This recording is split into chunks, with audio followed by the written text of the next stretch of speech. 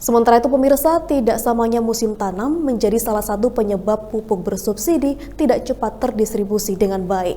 Pemilik kios pupuk bersubsidi mengakui jika penyebab lambatnya pendistribusian karena kondisi pada petani mempunyai musim tanam yang berbeda. Hal ini justru yang membuat stok pupuk bersubsidi di kios makin menumpuk. Persoalan pupuk tengah menjadi perhatian pemerintah, bahkan pemerintah pusat pun juga ikut memantau adanya penimbunan pupuk karena banyaknya kelompok tani yang tidak mendapatkan. Menurut Satrio, pengelola salah satu kios pupuk di Desa Lengkong, Kecamatan Ajung, mengaku jika di kiosnya tidak melakukan penimbunan pupuk.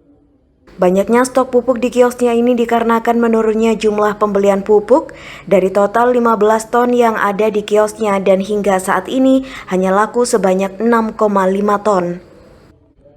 Satrio menambahkan ketidakseragaman musim tanam dan panen di petani yang menjadi salah satu menumpuknya pupuk di kiosnya. Dalam beberapa pekan terakhir, hanya ada 1-3 petani yang membeli pupuk. Bahkan selama 2 hari terakhir tidak ada petani satupun yang membeli.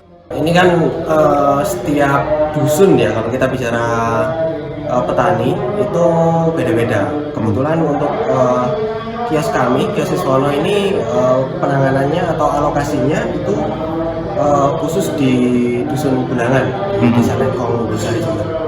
Kalau di dusun Bulangan ini problem yang terjadi di lapangan adalah ketidakseragaman petani dalam menanam. Jadi yang satunya sudah panen, yang satunya masih persiapan menguning tanaman.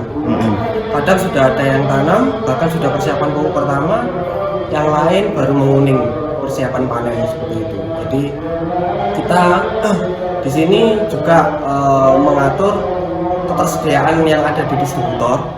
Kemudian harapan kita di Januari akhir itu semua petani sudah melakukan pemupukan, ternyata tidak seragam dan ya inilah yang terjadi. Sisanya ini? Iya. Ini baru pas datang berapa kita total? Pas datang dulu 15 ton, kemudian sudah terdistribusikan 6 ton 50 kilo. Sementara itu, menurut Suparto, salah satu petani di Desa Lengkong, mengaku memang ada beberapa kios yang masih mempunyai stok pupuk. Namun karena nama petani tidak masuk dalam RDKK atau Rencana Definitif Kebutuhan Kelompok, akhirnya tidak bisa membeli pupuk. Sedangkan petani yang namanya masuk dalam Rencana Definitif Kebutuhan Kelompok belum melakukan musim tanam, sehingga pupuk banyak yang menumpuk di kios. Belum tentu dapat. Masalahnya di sini itu kan banyak yang terdata tapi tidak mendapatkan pupuk begitu. Tidak dapat. Itu namanya masuk tapi nggak dapat itu kira-kira lah persentasenya jenengan berapa? Kira-kira ya hampir 40% mungkin kalau di sini. Yang namanya ada tapi nggak dapat? Iya, banyak yang nggak dapat. 40%. Saya mau mengumpulkan itu sekarang. Sudah mulai jalan ini sudah. Dari Jember, DKAJ Jember 1 TV melaporkan.